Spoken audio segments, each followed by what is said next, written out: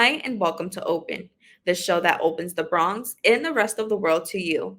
I'm Brittany Aubain, filling in for Kip and Aline, and today we'll update you on what's happening in and around our borough. Coming up, the Silicon Valley bank crash shook the financial world, leaving many people with a lot of questions. A senior economist from LendingTree joins me to share more details about this bank crash. What led to the collapse of the Silicon Valley Bank? Then, the New York City Mayor's Public Engagement Unit has partnered up with Open Igloo to help New York City tenants know their rights. The co founder and CEO of Open Igloo sits with us later to share more details. How will this partnership help empower the people? After that, we take a look at some of the amazing events our BronxNet reporters have been covering throughout New York City. What are some events you may have missed? And finally, the city's Park Foundation is offering hands on environmental programs to boys and girls of a wide range of ages. The Director of Education from the foundation joins me to tell us more. What can kids expect to learn from these programs? So stay tuned. All this and much more is headed your way because we're now officially open.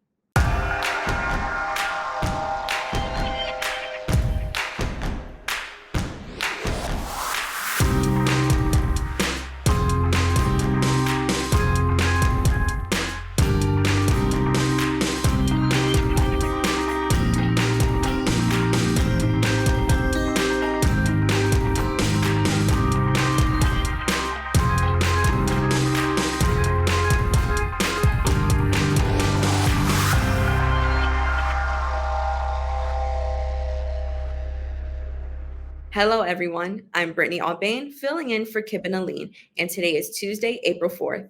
You are now watching Open, a program that brings the Bronx and New York City straight to you. Don't forget to stay connected with us via social media at BronxNet TV. On March 10th, 2023, the Silicon Valley Bank crashed, making the second largest bank failure in the United States history and the largest failure since the 2007-2008 fiscal crisis.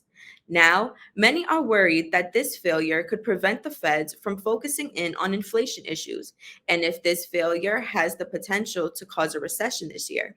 Joining me now to discuss all the details and what you may need to know about the Silicon Valley bank crash is Jacob Channel, a senior economics for LendingTree. Jacob, thank you for joining me. Thanks for having me. So, just to start off, can you tell us a little bit about what led to the collapse of the Silicon Valley Bank?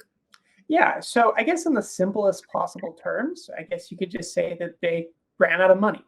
So generally speaking, banks don't keep all of the deposits that are made within them in cash. More often than not, they invest some of that money into other things. And so as a result, if everyone decides to withdraw their money at the same time from a bank, that can lead to really bad problems. Well, lo and behold, that's pretty much what happened with SVB. They had a lot of investments that weren't really panning out very well for a variety of reasons. They made an announcement that they were short on liquidity. In other words, they were short on cash. And this caused something called a run on the bank, which, if you paid attention in, let's say, eighth grade history class, you might recognize that term from the Great Depression. And basically what happened was not everyone, but a lot of people who had their money deposited in that bank went to that bank and said, give me all my money back. The bank said, well, we can't do that because we don't have this money. And then, as we know, the bank collapsed. The government stepped in and said, enough is enough. We're going to take over and ensure everyone eventually, in some way or another, gets their money back. So like I said, it's a little bit complicated, but in a nutshell, what happened was they just ran out of money. Mm-hmm. Right. So, what does it mean when a bank with billions of dollars in assets crashes? So it can really depend. In this case, I think the good news is that the larger ramifications of it are pretty isolated. So in the short term, it caused a lot of uncertainty in the economy, caused things like mortgage rates to decrease. However, it doesn't seem like there's going to be some big catastrophic thing that SVB's collapse will bring about. Ultimately, what really is going to happen probably is, or what already has happened, at least in the short term, is the government has come in. They've said, okay, we're going to liquidate SVB's assets and ensure that everyone who had money deposited here gets their money back. SVB was recently sold to another bank, which now owns it. So at least in this case, it doesn't seem like there's going to be a huge deal outside of the initial shock and panic that maybe it caused, which is nice. But certainly there can be some worst case scenarios or scenarios that are worse than this one, where large scale bank collapses can have much more serious ramifications for the broader economy. Absolutely. And this is considered the biggest bank failure in the United States since the Great Recession back in 2008. Can you briefly remind viewers about the '08 recession and how this bank failure compares? Sure. So back in 2007, 2008, you had a very different economic environment. Basically, what ended up happening was a lot of people were defaulting on their mortgages, and this had this ripple effect that ended up causing kind of the entire global economy to eventually sort of tank. And so you had a series of bank collapses. It got so bad that the federal government, Congress, had to get involved and pass a big bailout to ensure that more banks didn't collapse. So compared to that with what is happening here, you can see that what's happening here, despite the fact that we talk about this big number, that $200 billion in assets that SVB had, sounds scary, but in comparison, it's not nearly as bad as it was in say 2007, 2008. So again, that goes to show that bank collapses can have very, very serious ramifications for the broader economy. That doesn't mean that they always will. And fortunately, it seems like we're in a scenario right now where this collapse is definitely far from ideal, but also not completely catastrophic. Right. And these circumstances are often linked together. Like you just mentioned, some of them have serious ramifications, some of them don't. But these circumstances are often linked together. And so, are bank failures causing the recessions, or is it the other way around? So it can be both. There can be scenarios wherein there is a bad enough bank crash, a series of bank crashes that ends up pulling the entire economy down with them, causing recession. There can also be instances where there's a bad enough recession, as well as other factors that can cause a bank crash. So right now in this situation, it doesn't seem like really either is the case. This collapse in and of itself probably isn't going to cause a recession. Similarly, we're not necessarily in a recession right now. So that's probably not what it has caused SVB to collapse in the first place. Okay, so like you just mentioned, we're not in a recession right now, but could we possibly see one in the future, maybe coming up on this year because of this crash, or is this something that people really don't have to worry about at the moment? Yeah, so I would say that certainly when a bank collapses, it is something to at least keep in mind. It's not something you have to panic about, and frankly, most people watching this probably aren't going to be directly affected by it. That said, I would say that there is a pretty good chance that we do enter into a recession this year, but it probably won't be as a result of SVB's collapse. It'll be instead because of other things weakening in the economy as a result of higher interest rates. Maybe the unemployment rate will increase, more people will be laid off, we'll enter into a recession. I also want to reiterate, while there is a pretty good chance that we will enter into a recession, we were just talking about the Great Recession, and I want to make it clear that an upcoming recession probably isn't going to be that bad. Right now where we're sitting, it seems like an upcoming recession will likely be more mild than not. That doesn't mean it's going to be fun. That doesn't mean it's going to be, a great time for everyone involved.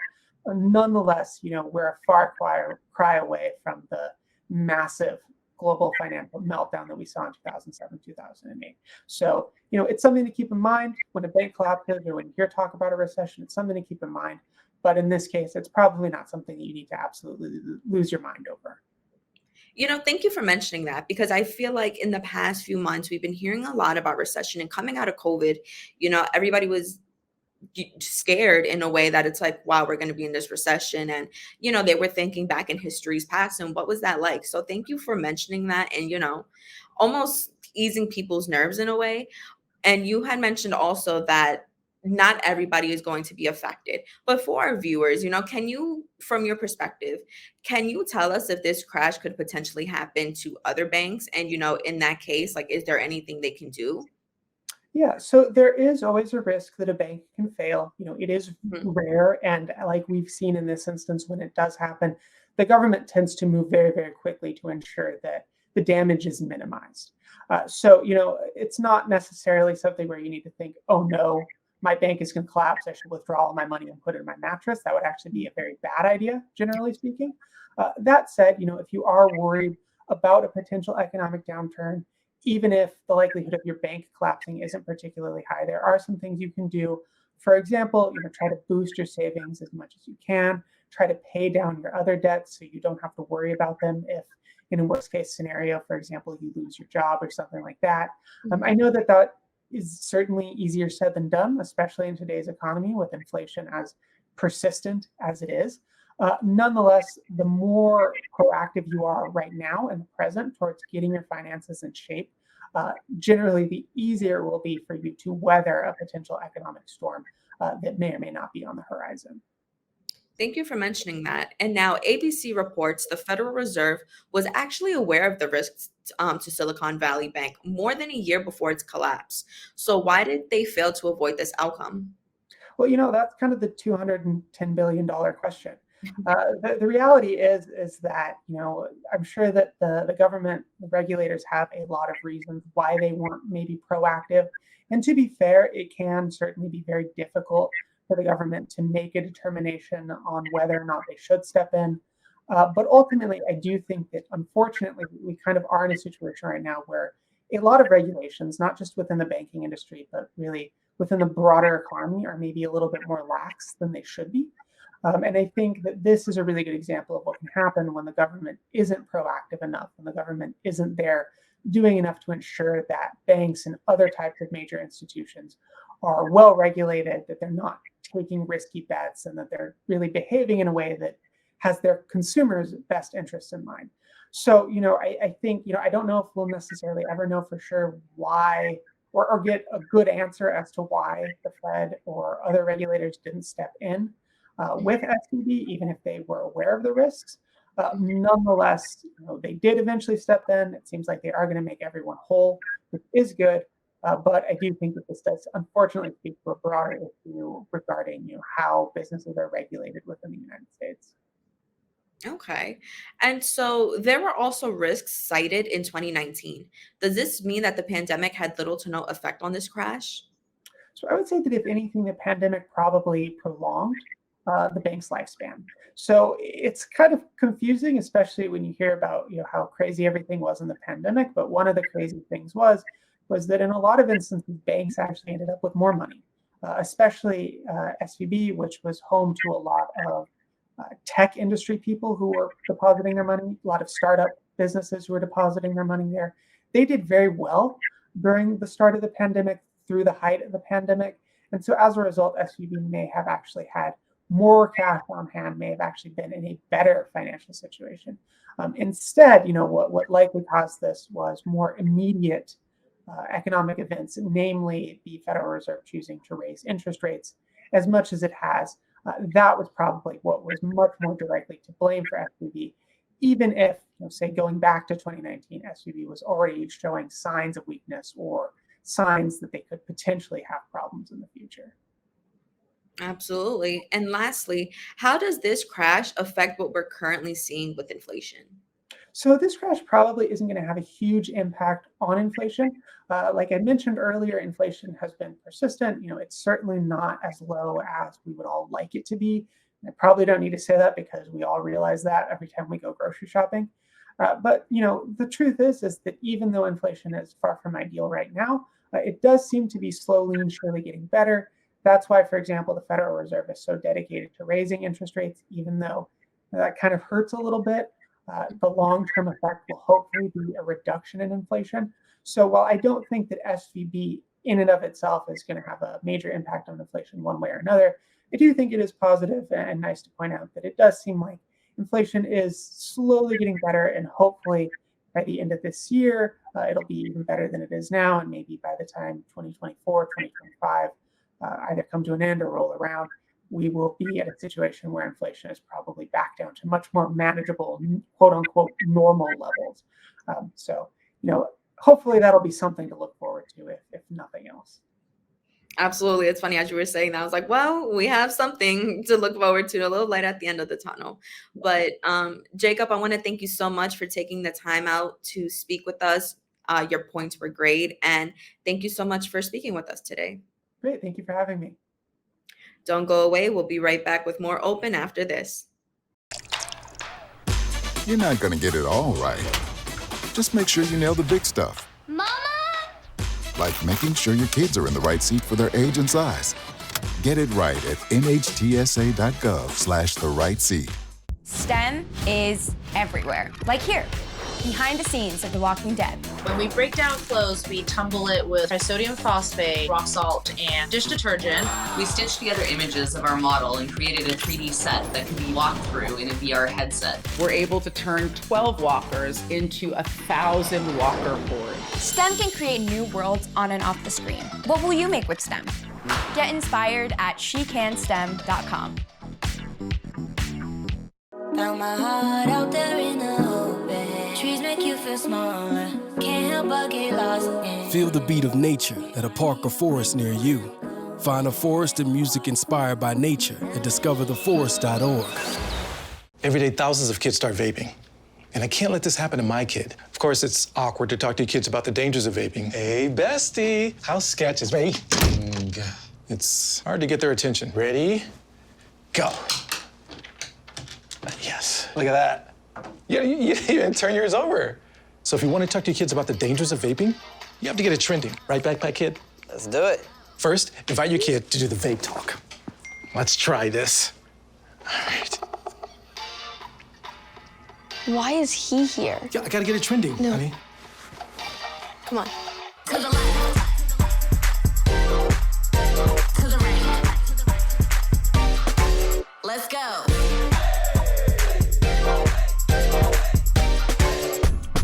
Oh, honey, can we talk? Yeah, what's up? I see a lot of your friends vaping. Visit talkaboutvaping.org for tips on when and how to have the vape talk.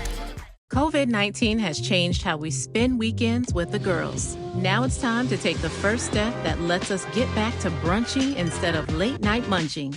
Before we can safely come together, we need the facts. As COVID-19 vaccines become available, you may have questions. Should I get it? Is it safe? Should I wait? It's okay to have questions. Now get the facts at getvaccineanswers.org so you can make an informed decision when vaccines are available to you. Welcome back. The New York City Mayor's Public Engagement Unit has created a partnership with Open Igloo to help share information about New York City tenants' rights with the focus on heat laws and illegal lockouts in New York City. The hope for this partnership is to help inform, educate, and empower tenants about their renters' rights. Joining me now to share more details is Allia Mohamed, the co-founder and CEO of Open Igloo. Allia, thank you for joining us. Thanks for having me. So just to start off, can you tell me a little bit about your organization, Open Igloo? Yeah, Open Igloo is a platform helping New York City renters find better buildings and landlords. So apartment hunters are using Open Igloo to read and share reviews about their rental experiences, but also access city data on the properties they're considering. So things like open violations, bed bug history, litigation history, and so forth. So tell me a little bit about how this organization came about. What was the inspiration behind it? Yeah, so, a core part of Open Igloo's mission is to support renters. And a part of our initiative is sharing a lot of content and resources about tenants' rights in New York City. And there's a lot of programs, a lot of laws, a lot of rules to navigate. And luckily, the mayor's office has those same initiatives, right? Trying to spread awareness on all of the programs that they've created to help keep renters safe. So it was really a great synergy between the mayor's public engagement unit as well as Open Igloo to try and partner up and really just shine a light on all of the regulations and resources that tenants have access to. And prior to this partnership, just tell me a little bit about how this organization came together and was formed. Yeah, no, thanks for the question. So Open Igloo started in 2020, and it was really an inspiration of, me and my co-founders' challenges, living and renting in New York, right? Everything from finding the apartment, moving into the apartment, finally moving into the apartment and maybe not having, a very responsive landlord. And that was at least my experience. So when I was apartment hunting for my next apartment, I really wanted to do more research on the building and landlord. I didn't really find the resources I was looking for, so I went very low tech. I started standing outside of buildings, hovering around, waiting for people walking in and out, saying, "Hey, do you live here? How's the landlord? How's the building? Should I move in?" And I just got so much valuable information from doing that. So that was really the inspiration behind Open Igloo, which is, could we build this platform to really crowdsource this information and help renters sort of do their own background check on a building and landlord before they sign a lease, in the same way that landlords get to do, their due diligence and background checks on renters before agreeing to give them a lease. I think that's amazing. Now, a major concern for many tenants is access to heat and hot water, and we're now moving out of the winter and more into the spring months. So, are landlords still required to monitor heat and hot water? Yeah, great question. And it's a complaint that we hear on Open Igloo a lot about either heat that's not functioning at all, maybe heat that's overworking a little too much, which is a pretty common complaint in New York City. But generally, the city has something called a heat season, and it runs from October 1st to May 31st. And during that period, landlords are legally obligated to make sure that tenants have functioning and sufficient heat, depending on outdoor temperature. So, during the day, if the outdoor temperature falls below 55 degrees, then your indoor temperature needs to be 68 degrees. And overnight, no matter what the temperature is outside, your indoor temperature needs to be 62 degrees. So even in the springtime, your heat should still be kicking in when those temperature triggers hit. Okay, so, are there any other seasonal requirements other than that quote unquote heat season? That is the main seasonal requirement. The other important thing to note is this just applies to heat, right? So hot water needs to be working 365 days a year, 24/7. So that is not applicable to the heat season. It needs to run all year long.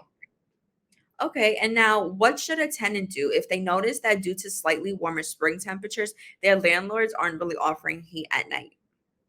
Yeah, so this is an important point, right? So you definitely want to, if you have an indoor thermometer, right, where you're measuring, okay, the heat's not kicking in, my indoor temperature is not 62 degrees as it should be. The first thing you want to do is you want to make the landlord aware or the management company aware. Send an email, make a phone call, bring the issue to their attention, give them an opportunity to resolve the issue.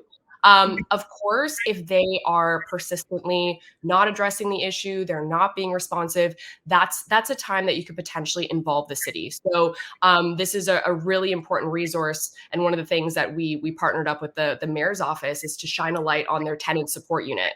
So you can call 311, you could ask to speak to a tenant support specialist, and they're going to walk you through the process on filing a complaint if they think that's necessary, giving you a little bit of advice, potentially connecting you with other resources. And over the past 3 years, we saw several New Yorkers fear the possibility of eviction. Are landlords allowed to automatically evict tenants? So, luckily, New York City has very strong eviction protections compared to other cities in the United States, and automatically evicting tenants is not something that happens in New York. So, it's really important that if a tenant receives a letter or some sort of eviction notice from their landlord, that doesn't mean that they have to leave immediately. And this is something that we really want to shine a light on, because a lot of tenants, they get a letter like that. Maybe they get a little bit nervous. They're like, okay, the landlord says I need to be out in 2 weeks because they're evicting me, and they self-evict, right? They leave the property on their own accord. So it's really important to, validate that the notices that you're getting are legitimate. And this is another great time to call the tenant support unit, ask to speak to a tenant support specialist, and ask them, is this notice legitimate? What should I do next? But typically, automatic evictions, not something that occurs in New York City. That's good to know. And in New York City, lockouts are illegal. So, what may an illegal lockout look like? Yeah, great question. So, evictions come in different shapes and sizes, and illegal lockouts is one of those forms. So, maybe you come home from work and your locks are changed, right? You're not able to access your unit, or perhaps the landlord has removed your items from the home. So that's sort of the things of what an illegal lockout is, and it is completely illegal. It's considered a misdemeanor in New York City. The mayor's public engagement unit recommends, if you're feeling comfortable, to call 911. The police can help sort of de-escalate situations or supervise while you regain access to the unit. But again, really great time to leverage the tenant support unit if you ever find yourself in that tricky situation. And according to Open Igloo, short-term tenants and undocumented renters are also protected from evictions and lockouts. Can you expand a little bit more on this? Yeah, so one of the more common things, more vulnerable groups, maybe tenants who've only lived in a space for a short period of time, or perhaps they're undocumented, they might be intimidated into vacating their homes. So it's really important for them to know that they have the exact same rights as any other tenant. Once you have occupied a space for 30 days, you have the same rights as if you were a tenant that's lived there for a year, 2 years, or 20 years. So that's a really important thing to know. Okay, and so can you tell me a little bit about the Know Your Rights campaign? Yeah, so the Know Your Rights campaign is an initiative by the mayor's office to really shine a light and bring more information about tenant rights to renters, right? There's over 5.5 million renters in New York City, dozens of pieces of tenant legislation that's really important for tenants to know so that they can enforce their rights, be a little bit more empowered in navigating the housing system. And, it goes beyond just heat and hot water and illegal lockouts. There's, laws about security deposits, right? You're supposed to get your security deposit back within 14 days of your move out. Other regulations about, you are entitled to living in a safe, hazard-free space, a space free of pests, of mold, of leaks, of any types of danger. So it's really important for renters to know their rights, and that's really the spirit behind the Know Your Rights campaign. That's amazing. And with that, how can we hold landlords accountable when they fall through on providing just basic necessities? This is a tricky question to answer, right? Because there's no one straight solution. It really is this sort of persistent, ongoing push to hold landlords accountable. And the city has come with various programs to try and enforce the various laws that they put in place. But one of the ways is for renters to know their rights, know what they're entitled to communicate with their landlord as much as they can, right? You don't necessarily need to go straight to 311, straight to the city on every single infraction, but having that line of communication, having records of your communication, filing complaints if you need to. Another part is, sharing that experience on a platform like Open Igloo, so future renters can be aware and say, oh, you know what, this is not a building I should move into. This is not a landlord I should support. This isn't a landlord I should put money into their pockets because they're not treating their buildings and their tenants fairly. So there's a few different tools in the toolkits, but it really needs to be this sort of persistent, ongoing movement. Absolutely. And speaking of, tools in the toolkit, can you tell me what tools and resources does Open Igloo provide specifically? Yeah, so on Open Igloo, you can research any address in New York City. So we really wanted to make it easier to type in an address and get, the 411 on everything. So, reading and sharing those rental experiences. And we're asking tenants very detailed questions. And important to note that these reviews are completely anonymous because we did want to protect renters' identities when they were sharing some of these experiences. So we're asking them, did you get your security deposit back? How do you rate the building on pest control, heat, water pressure, cleanliness, garbage management? And it's very typical in New York City. No building is perfect. Lots of our buildings are old. You might have a building with great water pressure and horrible heat, a really responsive super, but the occasional cockroach in the summer. So it's really important to give renters this information. And then the other thing is pulling in all the city data that's associated with that address and landlord. One, who owns this building, right? Is this a small mom and pop landlord or is this a big conglomerate? That's really important information for a renter to know. Are there any open violations, any litigation history? What's the eviction history, right? Does this landlord evict 10 tenants a year, and how does that make you feel as a prospective renter? So those are some of the resources. The other things, if you go to openigloo.com, we have things like rent calculators, email templates to help renters negotiate their rent, and other content and resources to help shine a light on those tenant rights that we've been speaking about. That's amazing. Allia, I want to thank you for taking the time out to join us today and to speak with us. Thanks for having me. To learn more about your rights as a tenant and to find more details about this partnership, please go to their website at www.openigloo.com or follow them on Instagram at OpenIgloo. Stay tuned. We have more open for you right after this. Come on. Yeah. Come on. Yeah. Yeah. Yeah.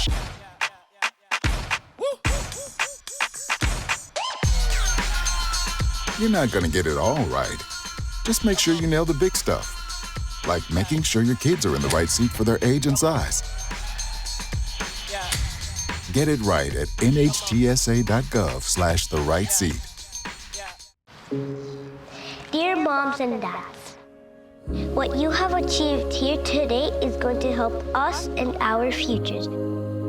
It is why we are coming up on stage to collect your diplomas. You know it's true. Mom, we love you always. Everything I do. When you graduate, they graduate. Visit finishyourdiploma.org to find free and supportive adult education centers near you. Man, it's lonely. Like, going through life lonely. There is the therapeutic aspect of music, just expressing how you feel. I'm going to talk to Howie about his feelings, make it into a song.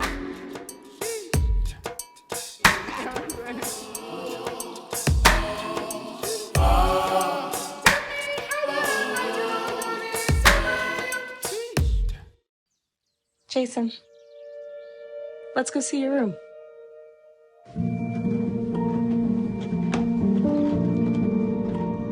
What do you think? We kept it a little spare, so you can decorate it how you like.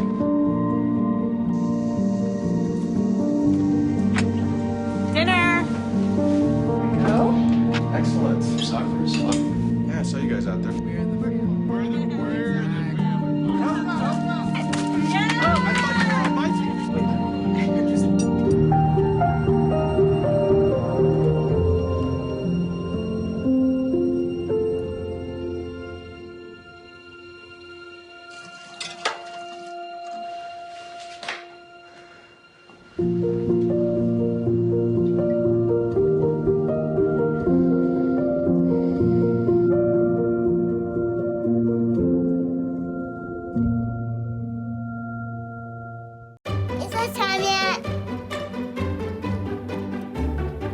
It's time.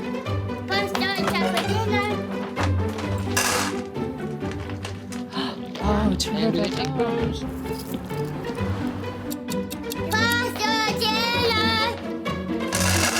Donating pet food is one of the many ways you can help families in your community.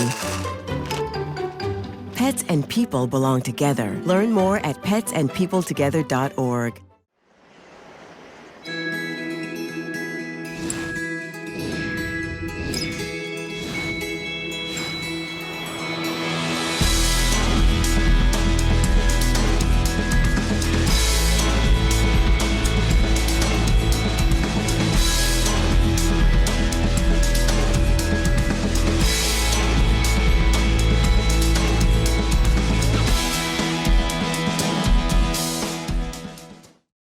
Welcome back.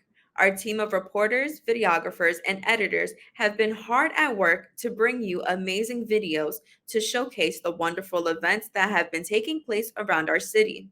Let's take a look at some of the events you may have missed.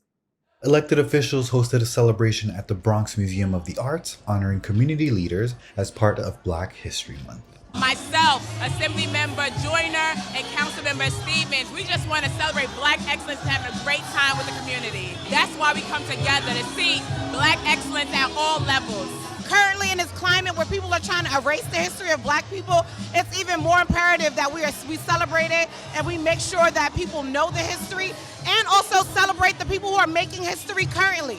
Among the honorees, Ronnie Hector and Dr. Renee Pert shared the common theme that was felt in the room as part of the celebration. When I look at the young folks that we had here today, I know that we're doing some great work. So I think people will take away the fact that it takes a village to raise a child, a community like this. We continue to fight every day, and everybody, every voice is needed. And so those young voices are a great addition to our voices as we march forward to better communities in the Bronx. As the saying goes, it's an old African proverb that says it takes a village to raise a child. So everybody here, they're all a part of the village.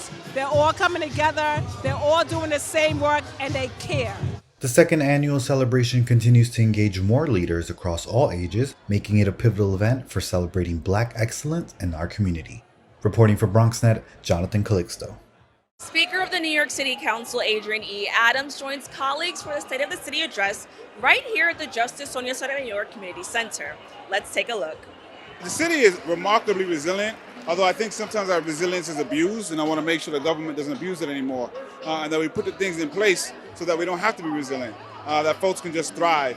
And so I was excited to hear a lot of the ideas that the speaker had and looking forward to supporting on them. The State of the City is a moment for New York's leaders to celebrate the community, recognize areas for improvement, and set the policy agenda for the year ahead. Borough President Vanessa Gibson speaks on the significance of the future of New York City being discussed here in the Bronx. It means that the Bronx is a part of the city of New York and a part of the emergence of our great city. When you talk about post-COVID, when you talk about access to jobs, economic development, small businesses, we are a borough of opportunities, and Speaker Adrian Adams understands that. Elected officials and council members took a moment to explain what they contributed towards the progression of a better New York. I fought really hard to make sure that the human service sector got their COLA. I worked really hard to make sure that we made significant investments in our senior centers throughout my district.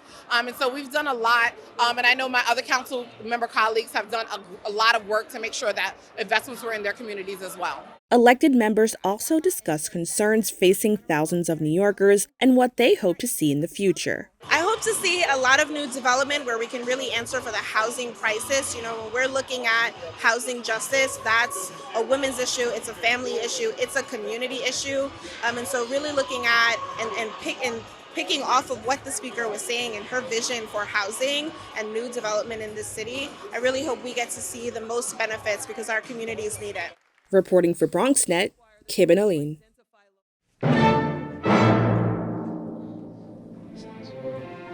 The Lviv Philharmonic Orchestra of Ukraine took the stage at Lehman College Performing Arts Center. The orchestra's recent performance counts as part of their 40-day American tour. Ukrainian-American conductor Theodor Kucher tells us about their journey. We are now approaching the second half of this 40-concert United States tour. The tour began on the 13th of January, the orchestra having arrived from Ukraine, which it traveled from by bus to Warsaw. Because of the war, of course, airports, air traffic are non-existent at the moment. And the first week of the tour was spent in Florida. And then we worked our way up the East Coast. And in fact, last week, the orchestra gave 4 performances in Radio City Music Hall. 2 evenings ago, we played in Carnegie Hall, which was to a sold-out house. Kucher feels the applause at every performance, often witnessing heavy emotions from the audience who acknowledge the growing tensions between Russia and Ukraine. On February 24, 2022, Russia invaded Ukraine, escalating the war between the two nations. Kucher wanted to express how he feels every time he hits that stage. Ultimately, when the people come on stage, they maintain a great sense of professionalism and a pride. And most importantly, we realize with the focus that the world media has placed on Ukraine, we are actually the first large-scale organization, collective, which has come into the Western world, but specifically into the United States. And because of how supportive of America has been, we feel an incredible loyalty and thanks, appreciation to the United States of America.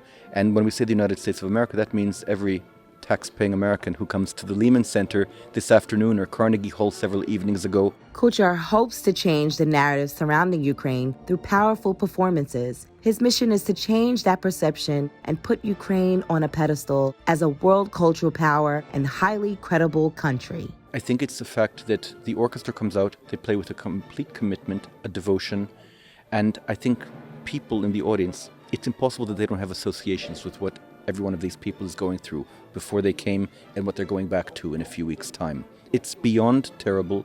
There's nothing that you see in the news that can replicate watching bombs, rockets destroy buildings in front of your very eyes. Many of these people, to know their 5 or 6-year-old kids are going to school every morning with the threat of this hanging above them. Everybody here is naturally preoccupied with the realities that are going on. But as I said earlier, there is a hope and a very strong belief that this will end, and it will end victoriously. For more information on how you can see their next show, you can visit their website at philharmonia.levue.ua. Reporting for BronxNet, Chanel Thompson. Queer Love, Affection, and Romance in Contemporary Art is the latest exhibition to open at the Lehman College Art Gallery. This project really comes out of a college-wide initiative before the pandemic, and there was a desire to bring greater visibility to these communities at Lehman College, and so this is really the fruition of that. With a range of artists from well-known to even emerging talent in the Bronx, the latest exhibit celebrates both individual and universal stories of vulnerability, tenderness, and desire in the LGBTQ+ community. One of the things is that I think is very basic is that love is universal, and that everyone desires affection, romance, kindness, and I think just about everything in the show has a kind of gentle quality to it, a very beautiful quality to it. So I think even if you're not a member of the LGBTQ community, you could really identify with the very human issues that are on view. With over 4 dozen artists exhibiting, this is also the first of its kind partnership between the Lehman College Art Gallery and La Mama Galleria. This is the first time that Lehman College has participated and collaborated with La Mama Galleria downtown on Great Jones Street. Queer Love, Affection, and Romance in Contemporary Art is now open at La Mama Galleria until April 6th and at the Lehman College Art Gallery until April 28th. Reporting for BronxNet, Jonathan Calixto. We want to thank our BronxNet field team for working tirelessly to bring us the best stories throughout the borough. We have to take a quick break, but we'll be right back with more Open after this. ¿Qué color? Perfecto, mijo.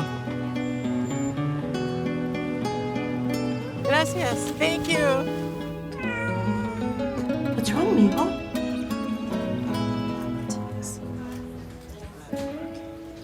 Donating to a pet's medical care is one of the many ways you can help families in your community. Pets and people belong together. Learn more at petsandpeopletogether.org.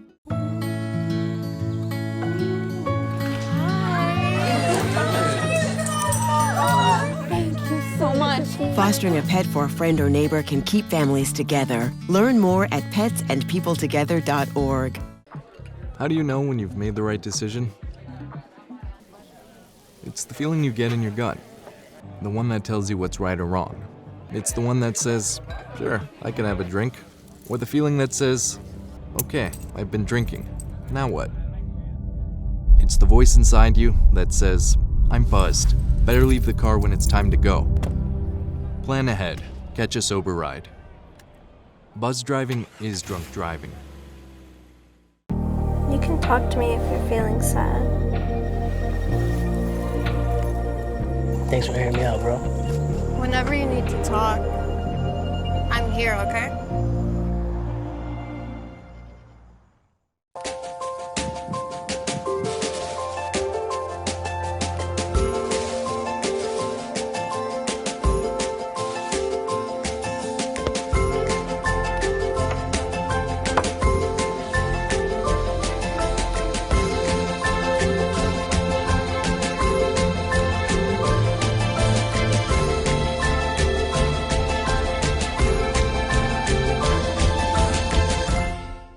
You can now watch MNN, Brick TV, QPTV, and SIC TV on BronxNet. Tune in to BX Omni, Channel 67 Optimum, 2133 Files during most Sunday evenings.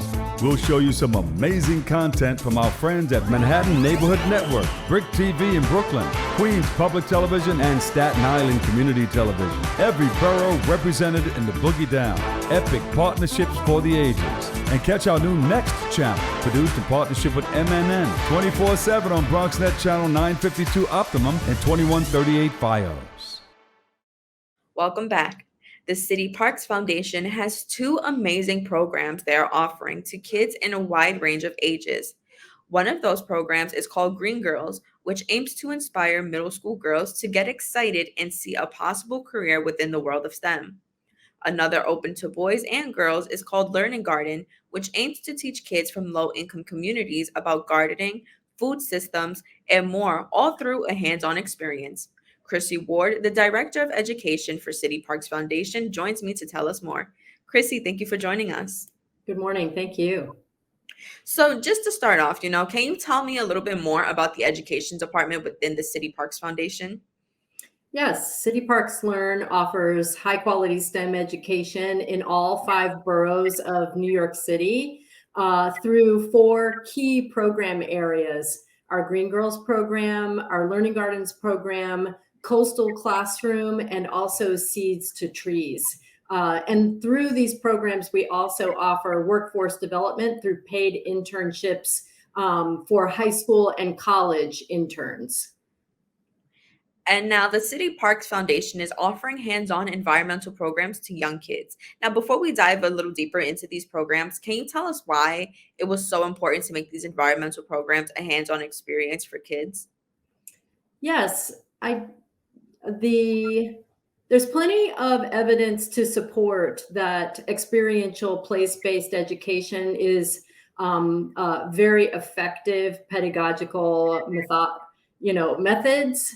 But we just see that our students respond very positively to experiential ed. They are very happy to be outdoors and be doing things as they're learning. I think it makes them feel taken very seriously, frankly. That's amazing. And now I understand these programs are offered in 2 locations, the Bronx as well in other boroughs. Can you speak on these locations and why they were chosen? Yeah, we actually are offering programs in more than 2 locations in the Bronx, where 3 programs are operating. The Green Girls program is operating in the Bronx in one school location. We have our Learning Garden, which is in Morrisania, the Grove Hill Learning Garden, but we also operate our Seeds to Trees program in a number of schools in the Bronx. So we're throughout the Bronx. We're also in all 5 boroughs of New York City. We are working in historically marginalized neighborhoods in New York City because we feel that it is important to bring STEM education to as many schools as possible. And we know that principals working in Title I schools want our program, but can't always prioritize it. So our programs are free or low cost to these schools and always free to the students. That's amazing. And now one of the programs you offer is called Green Girls. Can you tell us a little bit more about this program? Absolutely. Green Girls is a program targeted to middle school students that are female or female identifying, as well as high school and college interns. And the program offers serious STEM learning, as well as an opportunity for youth to understand the environment, understand their New York City resources, especially in parks, and to be able to advocate for them in their own communities.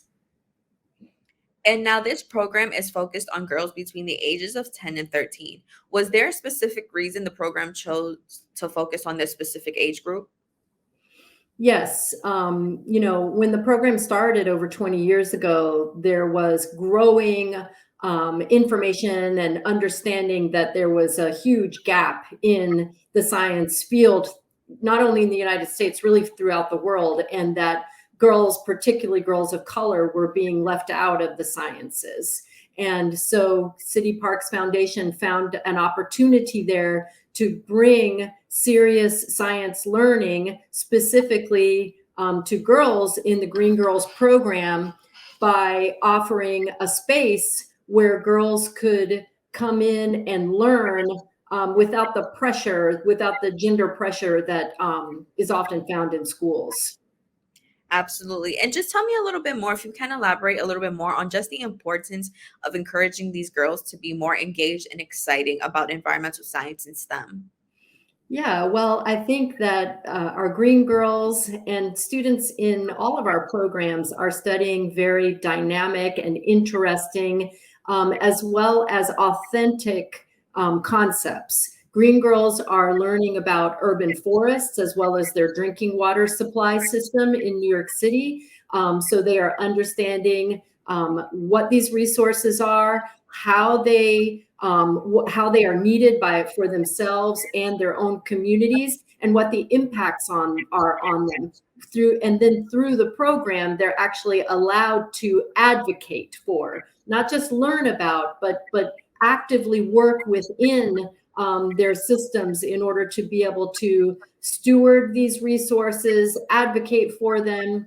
One example is our tree pit work that girls do. Our green girls have worked to improve hundreds of tree pits within their own neighborhoods in New York City and beautify them and keep those trees healthy.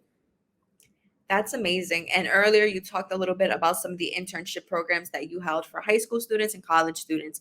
And one of these internships is available for green girls. So can you tell me a little bit about who qualifies for this? Any high school student in the city is welcome to apply to our internship program, and they are offered across our 4 program areas that I mentioned earlier. Particularly in the Green Girls program, we often do recruit our high school interns from the program itself and creating a pipeline within our program. So we see our students become what we call junior mentors in 9th grade, and then paid interns in 10th, 11th, and 12th grade, sometimes going on to college and coming back as college interns. And we even have some examples where graduated college students who were green girls come back and work with us as lead environmental educators. That's awesome. And you also have another program called Learning Gardens. Can you tell us a little bit about that program as well? Absolutely. Our Learning Gardens program operates in the Bronx at that Grove Hill Learning Garden, as well as Queens and Brooklyn.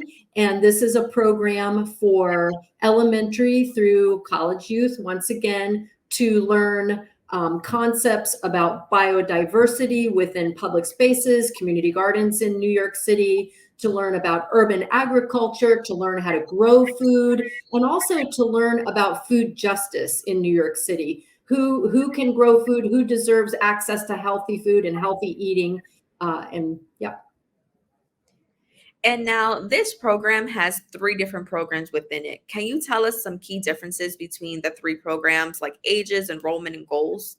Sure. In our school day component, we are working with elementary and middle school youth who are working with us in the classroom. We plug into the classroom, and then we bring the students out to the gardens. In high school, we are engaging high school youth as trainees who train with us during the spring semester and then come and work with us as paid interns in the summertime. That summer program also invites college interns who are paid to come, and there's this peer mentorship system where college youth are mentoring high school youth, and high school youth are mentoring the younger middle school youth, and it's actually a beautiful system. It works very well. And all of them are learning how to grow food and understanding how biodiversity operates within the learning gardens. I think that's amazing that you're not only teaching like the younger kids, but then you're giving the older kids more of an opportunity to apply what they're learning. Can you tell us a little bit about the importance of having like the older students teach the younger students? Yes. We know that, just through our experience that this peer mentorship model really works, mainly because now we are creating a situation of community within the garden space and in all of our programs, in which the older peers often can develop very close relationships with the younger peers. And also, if you're a young kid, who are you going to look up to more? If you're a middle school youth, who's most important in your life? It's those high school kids. That's who you really look up to. And so this model works in a back and forth kind of way, right? Because both everybody's learning at the same time. The elementary school youth and the middle school youth are definitely learning from their high school peers, but their high school peers are also learning through the activity of teaching and preparing activities. Of course. And now for the two programs, right? The Learning Garden School program and the Summer Group program. The grades range from second grade to eighth grade, but the third program focuses on high school kids. Why is it important to offer programs to such a large group of kids in differing ages? Well, we know today how important workforce development is, and City Parks Foundation is definitely taking advantage of trends in workforce development within New York City to really help our kids get onto their career paths. And so these internships paid so that our students have the opportunity to earn while they're with us, earn while they learn. And also learn, the learning is authentic. So we're offering concept learning through STEM, science, technology, engineering, math, that really supports the standards. So while our students are with us out of school time, they can bring back that knowledge into the classroom and really support their classwork and their academic growth. At the same time, they are also participating in our career and college readiness program. And so through that 30-hour training program, they're learning basics in job readiness, as well as how to write a college essay, how to apply for college, how to get financial aid. So all of these ways in which we're supporting the young people to get on their career pathways. That is so important. And I want to circle back to the Green Girl program because it encourages young women in STEM, right? And that's something that unfortunately we don't see a lot of. Can you tell me a little bit about the reception that you get from the program participants, and like they're doing this work and they know that one day they can see themselves in that field? So can you tell me a little bit about what that reception has been like? Yeah, I really appreciate that question, because you would be surprised at how many of the girls initially, when they first enter the program, say, I'm not good at science. I'm not I'm not going to be a scientist. And by the end of the program, they have definitely changed their minds about, first of all, how they feel about science, their perspective on the learning, their own self esteem in terms of working and doing scientific activities, doing the advocacy in community science that they do. There is a huge leap in the growth area and their confidence to see themselves as scientists. And we do have great examples of our students who go on to college and careers in science. That's awesome. Chrissy, I want to thank you so much for joining me today. Thank you. On behalf of City Parks Foundation, we're very grateful. Thank you so much for having me. So to find out more information about Green Girls, the Learning Gardens, and all programs that the City Parks Foundation has to offer, please go to their website at www.cityparksfoundation.org and look under the Learn tab on their page. We've come to the end of our show today. I'd like to thank all of our guests for joining us and you, the viewers, for tuning in. If you missed any part of today's show, you can catch the Recable cast at 5 and 10 p.m. on Optimum Channel 67 and Verizon Fios 33, or watch anytime on the web at BronxNet.org. I'm Brittany Aubain, wishing you and yours safety and wellness now and always. See you next time.